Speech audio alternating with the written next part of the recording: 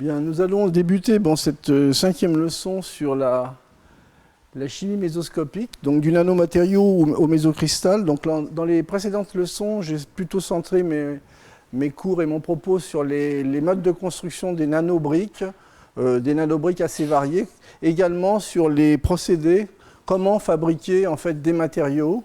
Donc les deux dernières leçons, donc celle d'aujourd'hui et celle de mercredi prochain, vont être beaucoup plus fortement centrées sur la chimie mésoscopique. Alors, si l'on regarde d'une façon très très large ce qui se cache sous le nom chimie mésoscopique, eh bien, de façon, je dirais, très, très empirique, je classerai en fait les travaux en deux grandes catégories. Tout ce qui concerne les mésocristaux ou supracristaux. En fait, ce sont des systèmes qui, en général, ont des structures de géométrie euclidienne et peuvent diffracter comme un monocristal, ou les assembler, ou des assemblées équivalentes.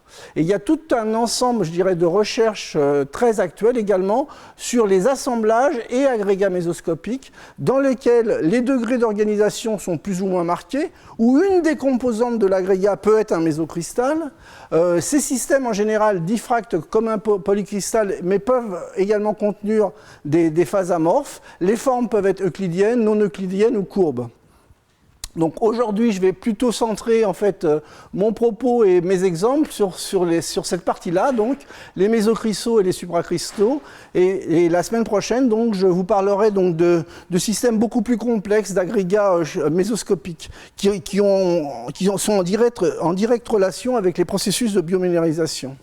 Alors donc, en fait, ces jeux de construction à partir, je dirais, d'éléments bien définis en forme et en taille, je dirais qu'on est tous habitués à les utiliser, je dirais, dans notre vie quotidienne. Et en particulier, c'est la taille et la forme des objets, des précurseurs utilisés, vous voyez, qui peuvent être très variés, qui gouvernent en fait la structure et la stabilité de l'empilement final. Mais il y a quand même un paramètre qui est très important, en fait, en particulier pour les spécialistes du Lego, c'est on peut avoir des systèmes avec différentes tailles, mais ce qui est important, c'est d'avoir des distributions de taille bien centrées. Alors, donc ça, c'était une vue, je dirais, très, très ludique, en fait, de la construction, des différents types de construction. Au passage, vous voyez qu'on peut optimiser des empilements avec des objets qui peuvent avoir des formes très complexes. Et au passage également, la compacité finalement d'un empilement de Smarties avec des formes ellipsoïdales est une compacité qui est déjà la plus élevée, même par rapport aux systèmes que vous connaissez, les systèmes les plus compacts, de type hexagonal par exemple. Alors, les chimistes ont déjà depuis pas mal d'années utilisé finalement les analogies entre la forme des molécules et les empilements colloïdaux. Bon, vous savez très bien que c'est un certain nombre de molécules telles que le CO2, le BF3, le méthane ou SF6 sont décrits en fait par des géométries qui sont linéaires, triangulaires, tétraédriques ou octaédriques. Mais on peut en fait, en utilisant finalement comme brique de construction des objets colloïdaux, par exemple dans cette série-là, c'est un travail qui a été fait par mon collègue Étienne Duguay à Bordeaux, où il a utilisé finalement des sphères en fait de silice. Et il a travaillé finalement la construction autour de la sphère du silice avec différents types de sphères de polystyrène pour faire, vous voyez, des systèmes linéaires en forme d'altère, des triangles, des tétraèdres, des octaèdres. Donc il y a eu toujours, je dirais, un intérêt en fait et une relation chez le chimiste entre la forme en fait de la molécule et la forme des empilements de nanoparticules ou de colloïdes.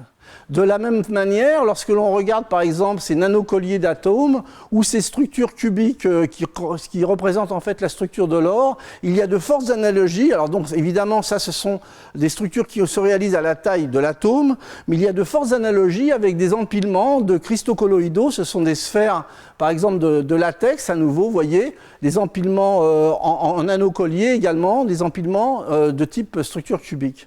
Alors la géométrie des briques, c'est très important, les interactions entre les nanobriques et donc les lois d'empaquetage en général forcément visent à minimiser l'énergie du système qui dépend d'un certain nombre de paramètres. Alors si je résume un petit peu les grandes lignes de ma présentation, donc mésocristaux, supracristaux, assemblage et agrégats mésoscopiques, donc ça sera plutôt pour la semaine prochaine. Et l'assemblage de nanobriques préformées et de milieux modèles, en fait c'est tout un courant qui a démarré, je dirais, dans les années 80-90 Et les chimistes et les physicochimistes, en modifiant la taille, la forme, la polydispersité des nanobriques, la concentration en nanobriques, les états de surface via des charges, via des ligands hydrophiles ou hydrophobes, en jouant énormément sur la nature du solvant. La nature du solvant est très importante. La présence ou non d'un support, au moment de la déposition en fait, du cristal, qui peut se faire sur un support ou par précipitation, et la possibilité d'établir des liens chimiques forts entre nanoparticules. Quand je dis liens chimiques forts, j'inclus des interactions supramoléculaires de type liaison hydrogène, ou bien vraiment des liaisons chimiques avec des recouvrements orbitalaires importants. Alors tout ça, ça peut être couplé à des milieux confinés de type gel, les cristal liquide, vésicule, micelle, émulsion, à la présence ou non de champs externes ou internes, magnétiques, électriques, optiques, qui permettent finalement d'orienter finalement la formation de ce type de cristaux, de mésocristaux. Donc la semaine prochaine, je traiterai plutôt de cette partie-là et vous verrez des croissances, je dirais, en milieu gel, en milieu confiné.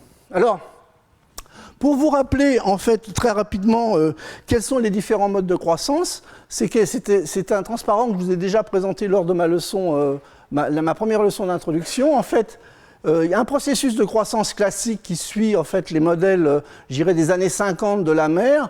En fait, vous devez jouer sur la concentration en précurseur de la phase solide, donc atteindre une certaine sursaturation, et à partir de ce moment-là, vous formez des germes et, dans une deuxième temps, a lieu la croissance. Alors évidemment, ce qui est important, c'est de pouvoir décorréler, je dirais, l'étape de croissance, de nucléation de l'étape de croissance pour obtenir des objets parfaitement calibrés. Donc ça, c'est le cas idéal. Il y a un certain nombre de cas idéaux, mais en général, ce qui se passe, c'est que les objets fermés, en fait, les germes, n'ont pas forcément tous la même taille, et puis vous pouvez, selon la façon dont vous menez en fait votre processus chimique, avoir en fait des germes de différentes tailles. Et dans ce cas-là, vous avez un second processus qui se met en route, qui s'appelle le mûrissement d'Oswald, à partir duquel en fait la distribution de la population de germes a tendance à grossir, simplement parce que la force motrice, c'est de diminuer la surface par finalement dissolution des plus petits germes via en fait la matière de la solution. Donc ça, c'est ce que j'appelle les modes de nucléation-croissance et de cristallisation classiques. Alors à côté de cela, si en fait on peut arriver en jouant sur les paramètres physico-chimiques à stabiliser finalement temporairement des nanoparticules préformées, stabilisées, je dirais, par de l'électrostatique ou par de la présence en fait de molécules organiques adsorbées, on peut aller, vous voyez, vers des assemblages qui vont être, je dirais, organisés en forme de cristaux qu'on va appeler des mésocristaux. Et ces assemblages peuvent également, je dirais, par fusion ou par diminution des surfaces, puisque là il y a un gain très clairement, si vous collez en fait ces objets-là, à la fois vous gagnez sur la surface et vous gagnez également au niveau anthropique, puisque vous larguez un certain nombre de ligands dans la solution. Mais également il y a des méthodes d'accès direct sans utiliser des nanoparticules modifiées par des ligands de surface vers des mésocristaux, et en général les modes de croissance ce sont généralement des modes d'agrégation et de collage orienté.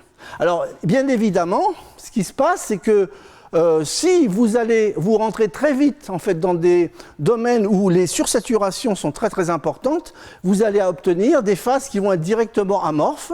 Et ces phases amorphes, à nouveau, selon en fait la physico-chimie de la solution, vont pouvoir se reconstituer, se reconstruire vers la formation soit d'objets, soit de nucléis, soit de mésocristaux.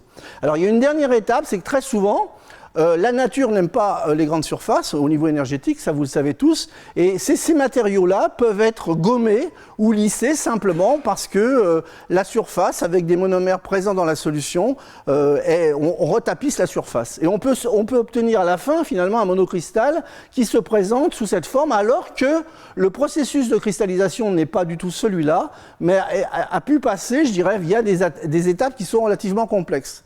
Mais les propriétés finales du système vont être dépendantes finalement également du mode de construction. Alors, ce qui est important en fait de voir, c'est que vous le sentez bien, on peut obtenir des matériaux plus ou moins complexes en fait en fonction de la physico-chimie que vous allez utiliser. En particulier, ces systèmes à base de mésocristaux sont énormément développés dans les synthèses de matériaux hybrides que l'on trouve dans le monde biologique, dans les composites minérales également. Alors, il y a toute une communauté avec je dirais, chimistes et physico-chimistes qui, essayent donc d'isoler parfaitement et de créer, c'est un peu les premières leçons, des objets très très bien calibrés, avec lesquels on va également avoir un très bon contrôle sur la surface, sur la modification de surface, pour ensuite étudier leur mode d'assemblage. Et c'est plutôt de cela dont je vais vous parler. Alors évidemment, la première question que l'on peut se poser, c'est comment reconnaître finalement un mésocristal d'un cristal normal. Alors il y a plusieurs cas de figure. Bon, il y a celui-ci où on observe directement ce genre de structure, donc là, il n'y a pas trop de soucis. Celui-ci, bon, c'est plus ou moins facile à observer, je vais vous montrer des exemples. Et puis il y a ce cas-là, alors là, ce cas-là, ça pose un certain nombre de problèmes. Hein. Et là, comment on s'en tire ? Comment s'en tire ? Je vais vous montrer d'abord des exemples évidents, des exemples, je dirais, un petit peu moins évidents, et puis des exemples qui vont être, je dirais, à première vue, avec des comportements de monocristal. Alors, les exemples, je dirais, le plus trivial, vous voyez, ça c'est une précipitation d'un sulfate de barium stabilisé par de l'AOT. Hein, donc l'AOT a deux rôles. D'une part, c'est un tensioactif. Et également, vous avez un groupe sulfonate qui se met en compétition avec le groupe sulfate. C'est un inhibiteur de croissance. Et vous voyez très clairement la formation de ces tiges, en fait, de ces empilements, finalement, de petites particules de BaSO4 qui donc sont entourées de ce tensioactif, hein, qui est un inhibiteur de croissance. Et donc, en changeant les conditions et en changeant les concentrations, eh bien, à nouveau, en fait, ces systèmes peuvent réagir pour venir se coller via en fait, leur surface. Et à nouveau, je dirais, il y a un gain énergétique à partir du moment où on colle des surfaces. Vous gagnez sur deux aspects.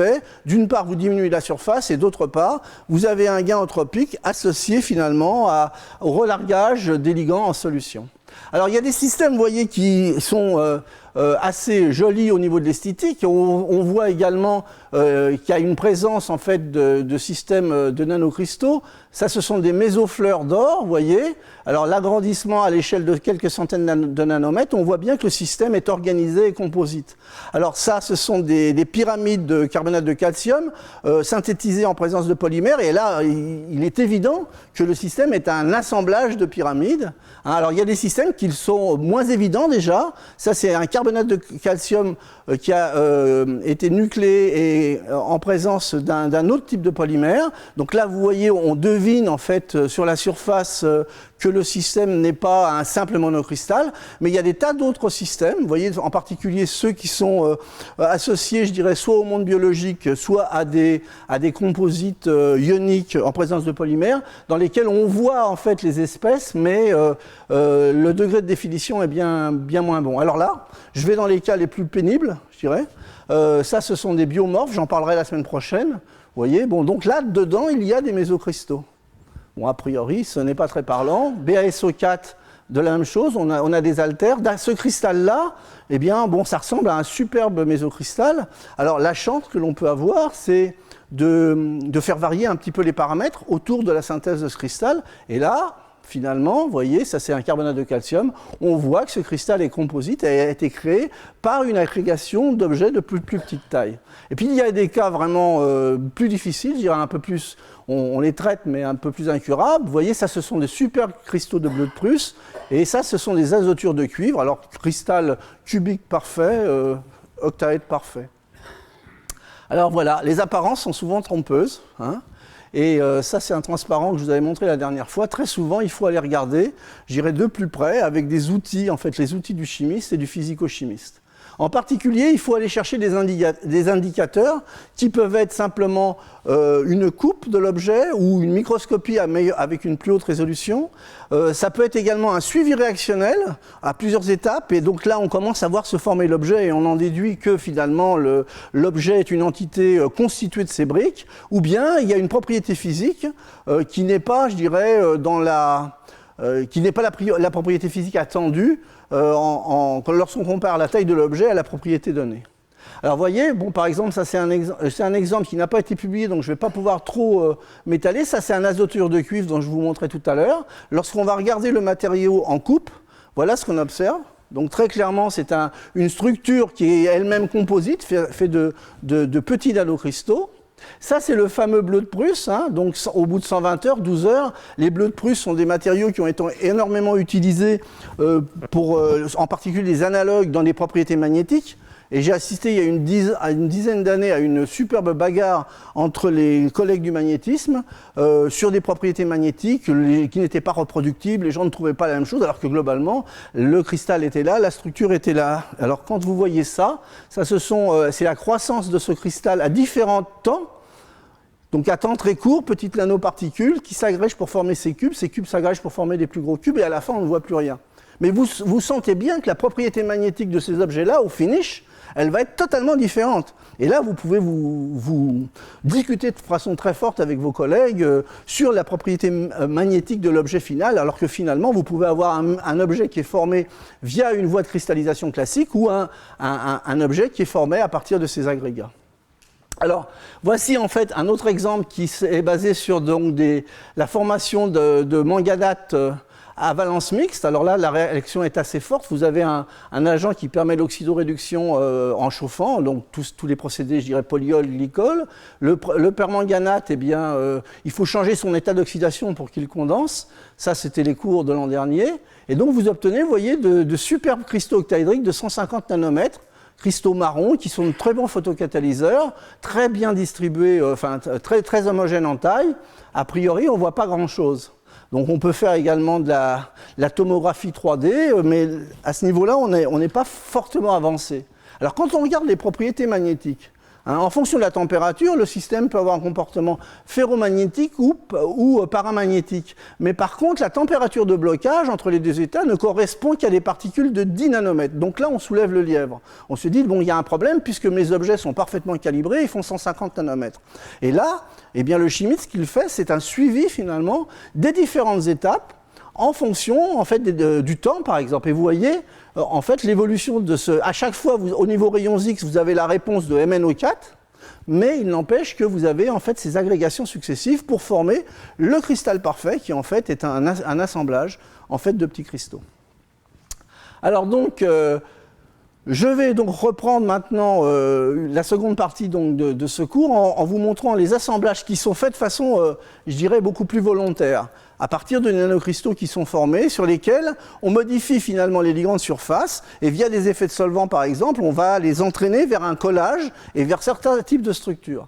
Alors les interactions qui interviennent dans la formation de ces assemblages mésoscopiques sont, bon, je dirais, c'est assez classique, des interactions attractives du type Van der Waals, hydrophobe, solvophobe, des liaisons hydrogènes dans certains cas, les forces capillaires très souvent au moment du séchage, bien entendu, des forces dipolaires et magnétiques, et du côté des interactions répulsives, bon, bah, ça, ce sont également des choses classiques, comme les aspects électrostatiques, stériques, également les forces dipolaires ou magnétiques.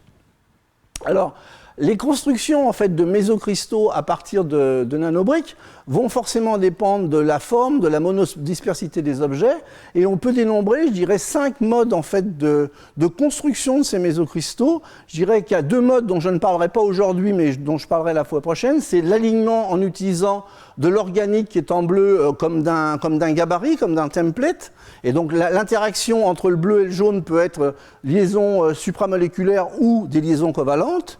Également, je dirais, des ponts minéraux entre les particules qui peuvent se créer. Ça, c'est une possibilité. Aujourd'hui, je vais plutôt me centrer sur l'alignement via des interactions physiques.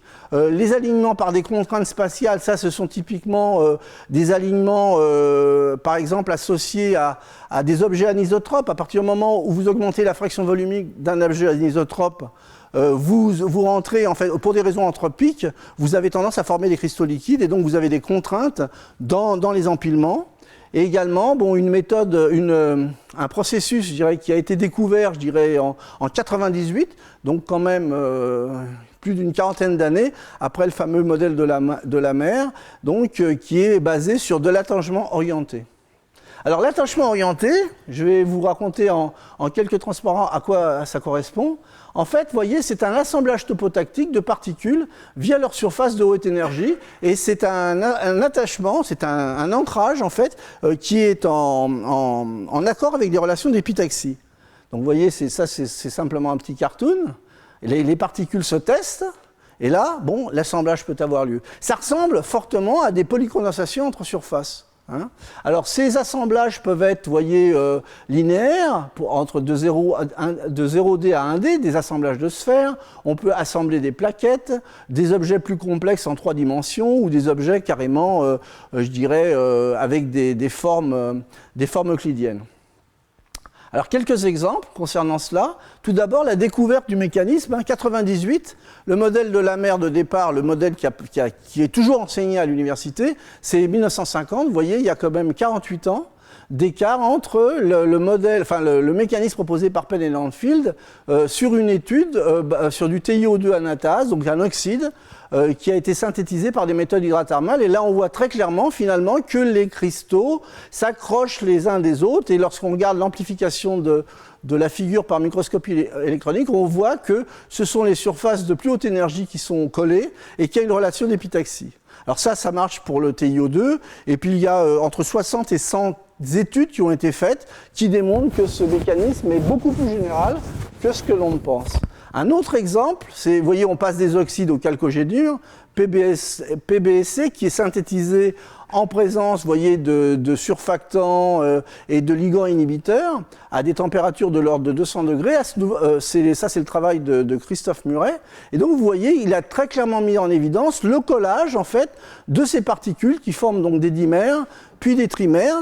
Et tout ça, ça forme, in fine, vous voyez, des particules qui continuent à s'accrocher les unes les autres en mettant, en fait, des surfaces ou des arêtes en commun, des particules donc octaédriques qui mettent en commun finalement des surfaces et des arêtes pour former ces chaînes en zigzag de ce type, vous voyez. Et là, à nouveau sur cette microscopie, on voit très bien que le collage, c'est un collage épitaxial. Donc ça fait des formes un petit peu hélicoïdales.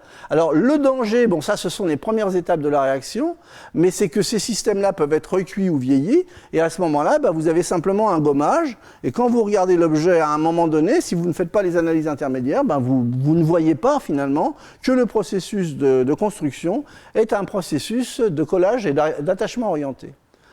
Alors un dernier exemple sur l'attachement orienté en 3 dimensions. Ce sont des constructions faites à partir du carbonate de calcium, la forme allotropique et la vatérite. Ce sont des systèmes hexagonaux qui, en présence, vous voyez, d'un polymère tensioactif modifié en fait par des groupements cationiques, donnent ce genre d'empilement, vous voyez.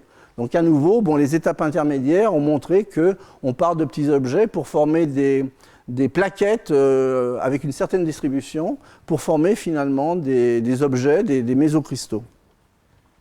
Alors donc, maintenant, je voudrais recentrer finalement la seconde partie de mon cours sur la construction d'objets, mais maintenant à partir de nanobriques de façon totalement volontaire. Donc là, on va partir de nanobriques que le chimiste va synthétiser dans les meilleures conditions possibles, fonctionnaliser les surfaces, essayer de calibrer au mieux les répartitions des tailles, éventuellement donc avoir des constructions simples dans un premier temps, puis des constructions de plus en plus complexes pour aller chercher des nouvelles fonctionnalités et des nouvelles propriétés. Alors, bien sûr, le but de ce genre d'études, avant tout, c'est de mieux comprendre. Au niveau des propriétés, la semaine prochaine, je pense que le conférencier invité vous montrera certaines propriétés magnétiques qui peuvent être obtenues avec ces assemblages, mais je dirais que le but premier, c'est de mieux comprendre ces assemblages, de mieux les contrôler. Alors ça, c'est juste une première illustration dans laquelle ces auteurs ont utilisé, vous voyez, simplement des billes de latex de différentes tailles, qui sont chargés avec des groupements sulfanate ammonium et qui sont déposés, vous voyez, sur un support hydrophile avec un espace confiné au niveau macroscopique, c'est simplement un caoutchouc, et ensuite on contrôle le processus d'évaporation. Et donc, en jouant essentiellement sur le rapport des tailles, sur la concentration en particules et sur les charges, ces auteurs sont capables de faire, vous allez le voir, un certain nombre de constructions parfaitement géométriques et parfaitement bien calibrées. Vous voyez, par exemple, ça, ce sont des systèmes qui sont construits à partir de nanoparticules, de silice, de latex, et puis des latex beaucoup plus gros qui ne sont pas des nanos, vous voyez, c'est de l'ordre de 1 micron. Ça, c'est le type d'assemblage que l'on obtient, et ça, c'est le zoom. Vous voyez, on voit bien que les particules ne se positionnent pas de façon aléatoire. On peut très bien positionner, en jouant en fait sur les paramètres dont je viens de vous parler, d'avoir des géométries parfaitement bien définies. Hein. Ça, ce sont un autre ensemble de particules avec des tailles différentes, silice, première série de latex, deuxième série de latex. Ça, c'est un troisième exemple. Et vous voyez, on voit très bien que le positionnement en fait, de ces objets obéit finalement à des règles d'empaquetement, à des règles géométriques bien définies. Alors, ça, ce sont des travaux que l'on trouve, je dirais, dans la littérature de la façon la plus commune, c'est-à-dire les travaux avec des latex. Par contre, il y a un ensemble d'équipes qui travaillent plutôt avec des nanocristaux divers, des oxydes, des fluorures ou des chalcogénures. Alors, donc, d'une part, au départ, ce que je voulais vous dire, c'était que la première étape, en fait, de synthèse doit être parfaitement contrôlée. Ça, c'est une synthèse de trifluoroacétate de sodium et de terres rares qui peuvent être dopées. Les applications derrière, typiquement, ce sont des propriétés pour l'optique, ce sont des matériaux luminophores. Mais vous voyez le degré de contrôle sur la calibration des objets. Ensuite, ces nanoplaquettes, dont la taille peut être variée, je dirais, de l'ordre de quelques nanomètres à 200 nanomètres, peuvent être, par exemple, on les dissout dans un solvant de type hexane, puisqu'elles sont protégées par des ligands hydrophobes. On dépose finalement une goutte de ce solvant sur un solvant très polaire comme de l'éthylène glycol, dans un moule en téflon. On contrôle le séchage par une couverture et ensuite on transfère, après séchage, l'assemblage sur une lame de microscope. Alors, vous voyez ce que ça va donner. Ça va donner des choses qui soient assez belles au niveau des pavages. Vous voyez, là, l'échelle, c'est 100 nanomètres, donc des pavages avec des motifs de répétition, avec des formes variables, hein, et avec des tailles très variables. On peut également, je dirais, aller vers des assemblages où on va jouer sur la mixité des assemblages, évidemment, avec une particule A et une particule B. Et bien évidemment, il va falloir que la distribution des particules A et B soient très très bien calibrées. Et donc on utilise les mêmes types de procédés. Là, ce que vous voyez, ce sont des assemblages, par exemple, de sulfure de plomb et de métaux, d'oxyde et d'alliage, de sélénium et d'or. Et vous voyez, on calibre parfaitement, finalement, ce type d'assemblage en jouant à la fois sur les concentrations, sur le rapport des tailles et sur les interactions. Alors ces assemblages sont très intéressants, je dirais, pour deux raisons, parce que ça va générer finalement des propriétés collectives dans certains cas, dans certains cas de la synergie, dans certains cas des extinctions de propriétés, et donc ce sont ces propriétés coopératives qui sont en ce moment étudiées par un certain nombre de groupes, aussi bien en chimie qu'en physique. Alors ces structures en général sont stabilisées dans le cas présent, par des effets stériques, mais également par les charges, parce que ces particules sont chargées. La stabilité de l'édifice final dépend en fait des compacités qui sont atteintes, donc essentiellement des effets anthropiques, des interactions de Van der Waals et des interactions dipolaires. Alors vous voyez, ça c'est un exemple, ça c'est le travail de Murray, donc, que j'ai cité plusieurs fois, mais qui a fait de très jolies réalisations. Et vous voyez, en utilisant maintenant des systèmes binaires à nouveau, eh bien, il est capable de reproduire, vous voyez, tout un ensemble de structures qui sont déjà connues pour des alliages ou pour des intermétalliques, avec un degré, vous voyez, de calibration qui est absolument remarquable et exceptionnel. Même, donc, là, c'était essentiellement des sphères, ce que je vous montrais, même avec des objets qui s'écartent finalement de la symétrie sphérique, et ça va être je dirais la suite de mon exposé, on obtient, vous voyez, des empaquetements. Là, ce sont des mésocristaux, des mésopavages, obtenus à partir de nanoparticules triangulaires d'un fluorure de lantane et de sphères d'or.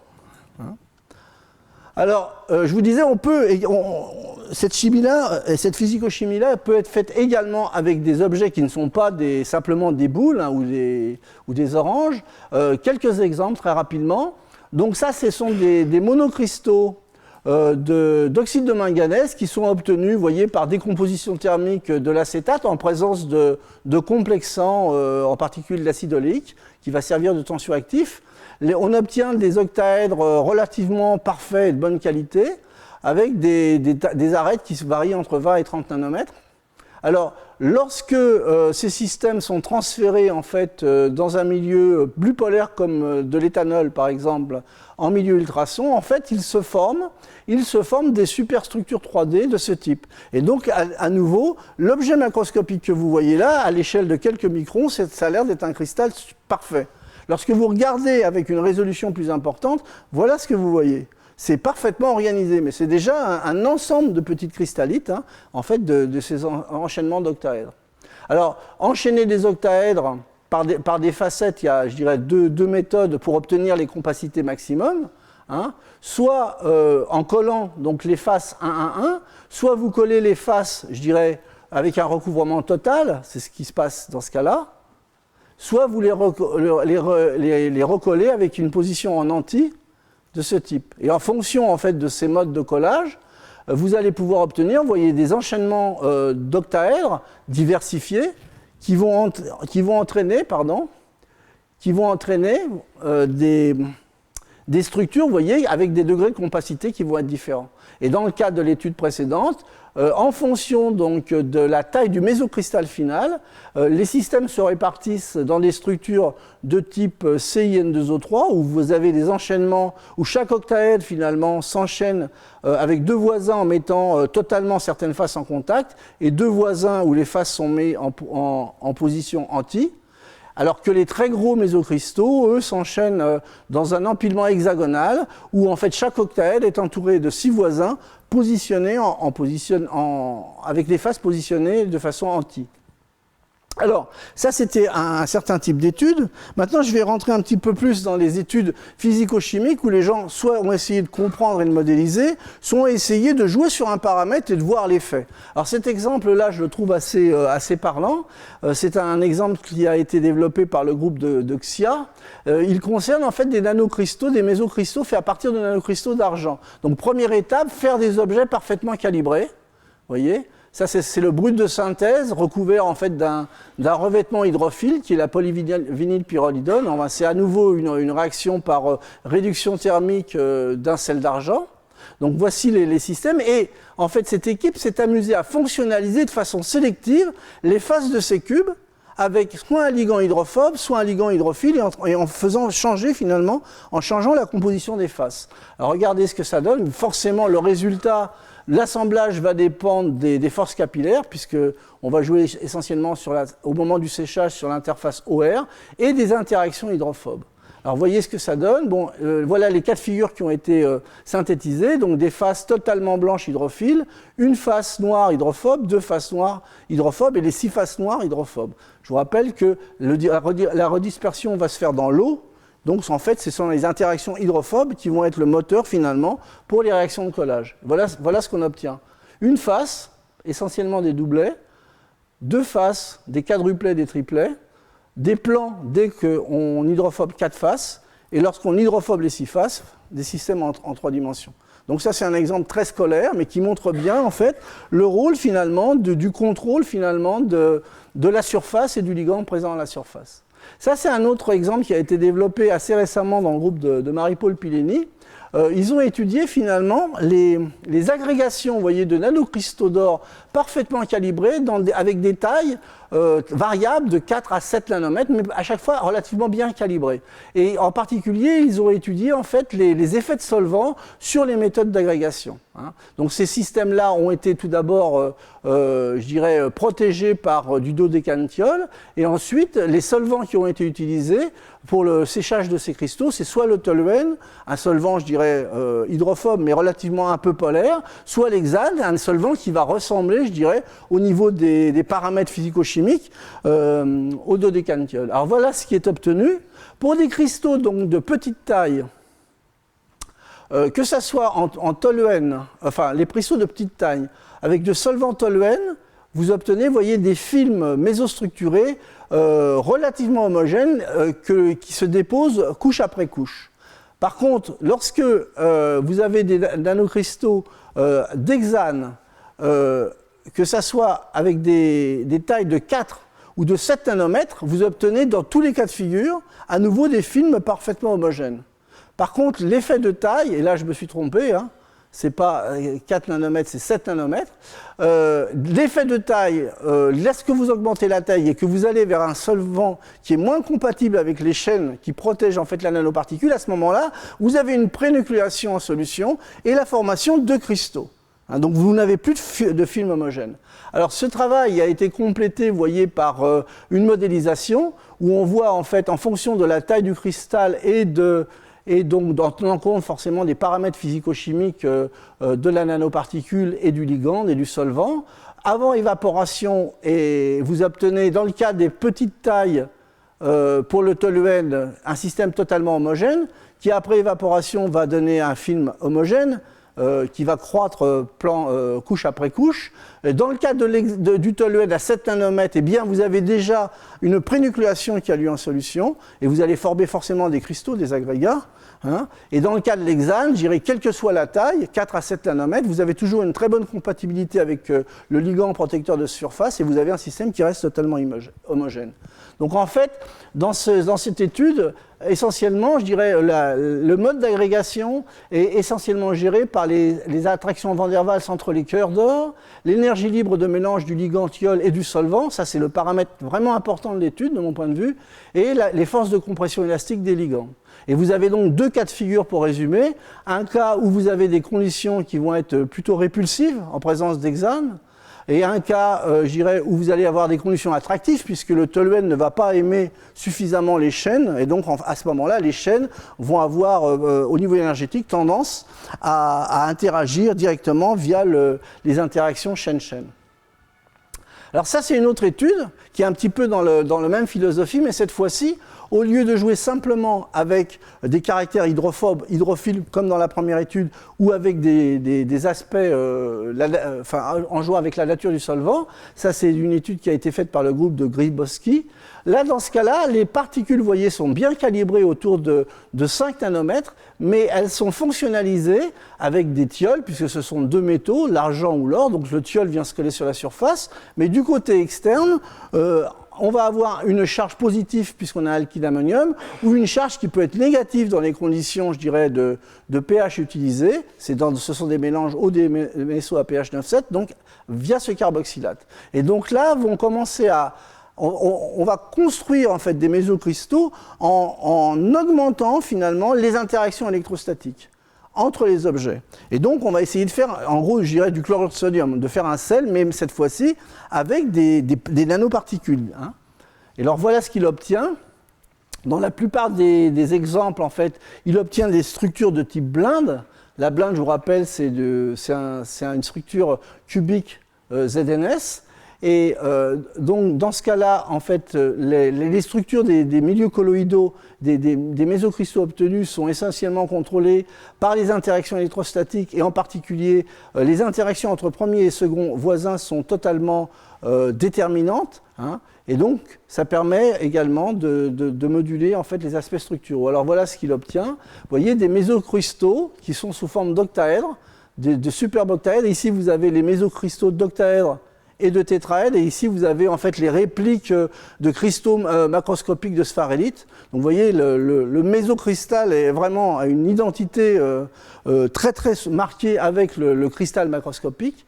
Ici ce sont des mésocristaux d'octaèdres Maclay, cristaux macroscopiques de spharélite Maclay, et ici des mésocristaux sous forme tétraèdre tronqué, et ici vous avez des cristaux macroscopiques de spharélite à nouveau tronqués. Donc vous avez vraiment une analogie dans cette étude entre des minéraux, je dirais, à l'état naturel, et ces assemblages créés, je dirais, via des nanoparticules métalliques dont la surface et la charge de surface est parfaitement contrôlée.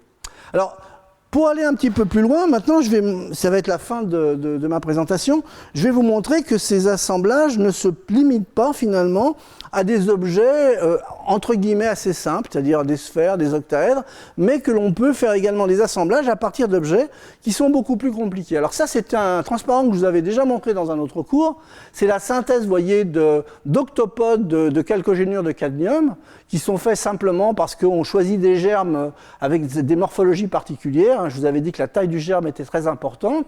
Et en fonction de la nature des ligands, on joue sur l'inhibition des faces et sur les modes de croissance pour obtenir, vous voyez, ce sont des systèmes de ce type. en forme d'octopode, hein, très très bien calibré. Donc en fait, ces synthèses permettent d'obtenir ces nanoparticules avec une très bonne distribution et très étroite en taille.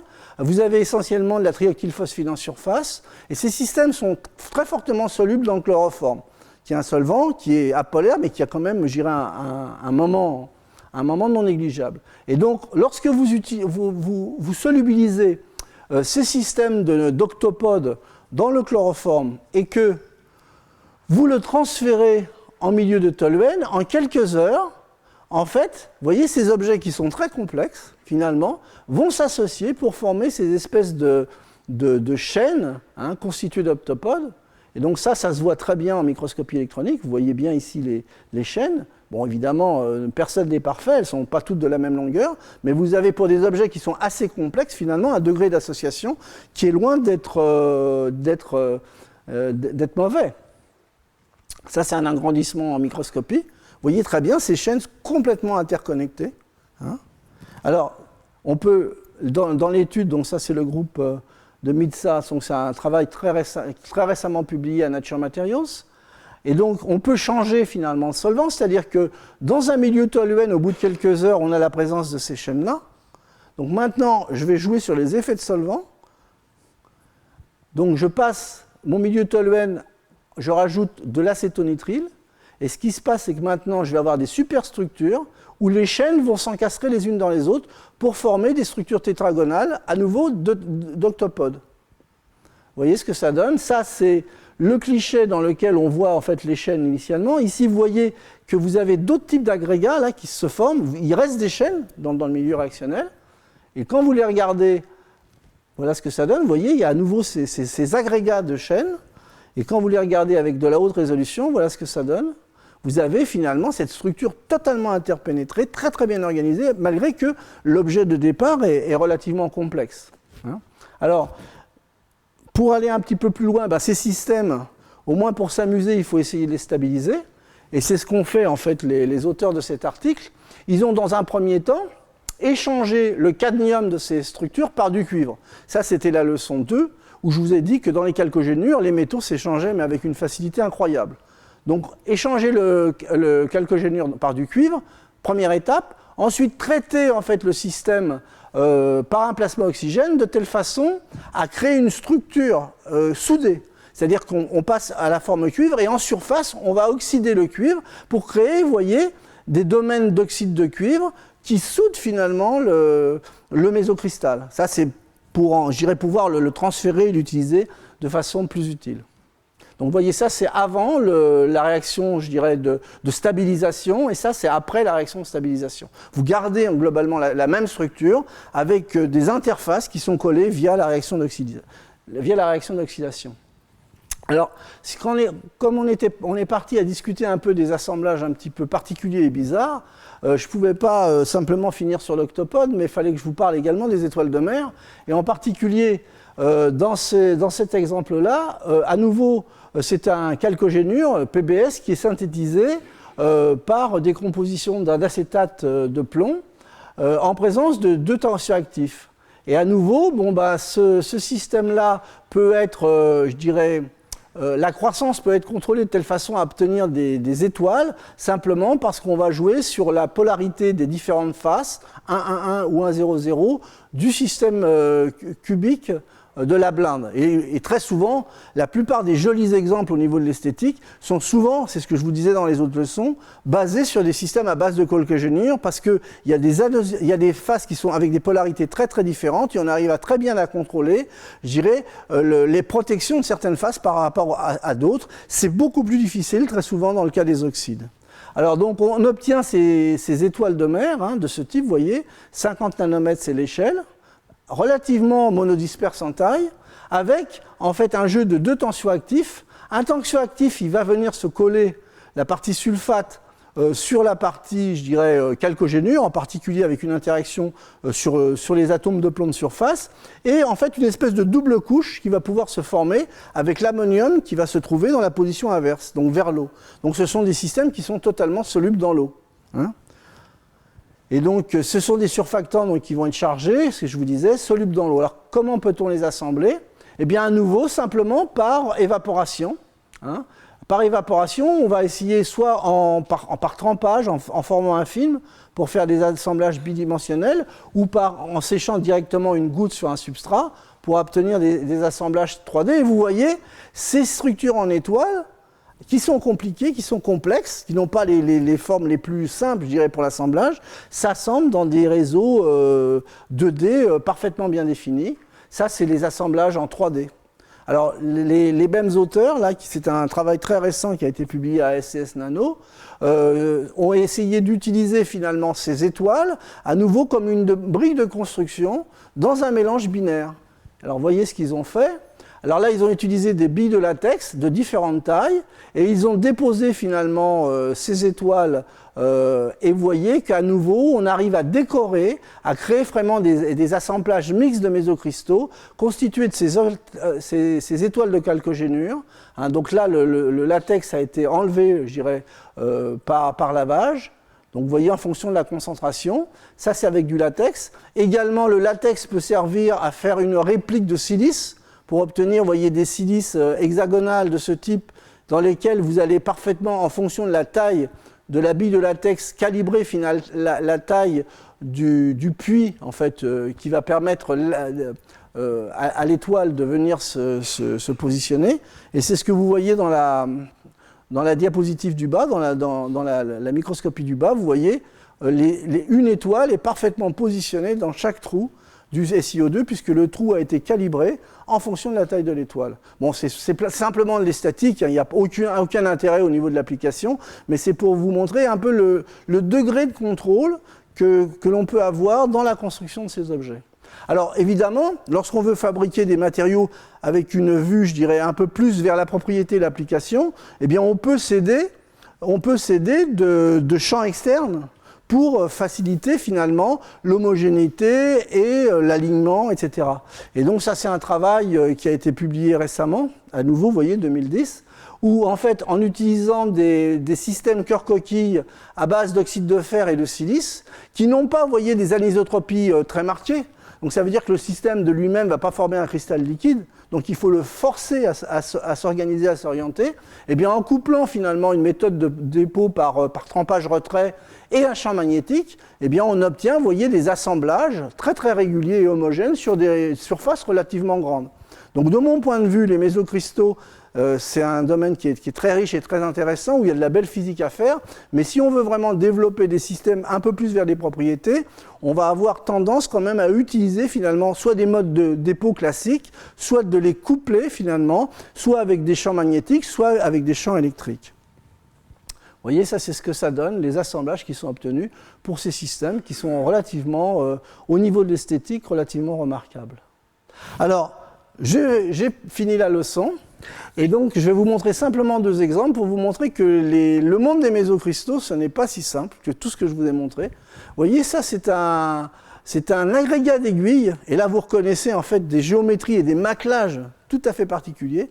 Et ce sont des nano-aiguilles de silice. En fait, ce n'est pas exactement de la silice, c'est un composé de silice dopé par du phosphore et de l'azote qui est obtenu par des voies thermiques. Mais à nouveau, vous retrouvez un assemblage et une cristallisation. C'est un mésocristal beaucoup plus complexe. Donc vous pouvez obtenir également, vous voyez, ce sont les nanofibres de silice, hein, qui ont été analysées par microscopie électronique. Vous avez un enchevêtrement, mais globalement, la forme finale de l'objet, ça ressemble à un cristal de géométrie donnée avec un certain nombre de macles. Alors, la semaine prochaine, eh ben, on regardera des systèmes encore plus compliqués, mais à mon avis beaucoup plus excitants, parce que c'est beaucoup plus proche, même si ce ne sont pas des biobinéraux, mais ce sont des systèmes qui vont être proches des processus de biominéralisation. Vous voyez, ce sont des formes très complexes qui sont obtenues sans organique du tout, par exemple. Hein, donc ça, on verra ça la semaine prochaine. Alors maintenant, je vais vous présenter le conférencier qui va nous parler donc aujourd'hui de l'exploration du nanomonde en 3 dimensions. Vous voyez bien que cette branche de la science qui concerne les agrégats, les mésocristaux, le développement, quand vous regardez les années, elle a été très dépendante du développement des outils de caractérisation. Il est clair que les mésocristaux, ça a toujours existé.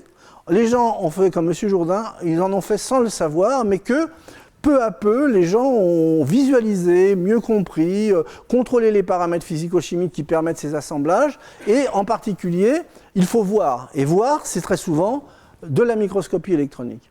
Donc le conférencier d'aujourd'hui, c'est donc Ovidiu Orsén, donc qui est maître de conférence à l'IPCMS de Strasbourg. Donc sa spécialité, c'est l'étude des nanomatériaux et des nanostructures par microscopie électronique. Donc il a eu un doctorat en 2001, il a eu l'HDR en 2012. Donc ses activités de recherche sont centrées autour de l'outil de microscopie électronique, mais avec des interfaces très nombreuses, avec justement des sujets en relation avec les nanotechnologies très très actuelles. Alors donc il a 80 publications, un certain nombre de conférences invitées. C'est un conférencier, je crois que c'est le plus jeune des conférenciers que nous avons fait venir jusqu'à maintenant. Et voilà, donc je vais arrêter là le cours d'aujourd'hui et je vous remercie pour votre attention.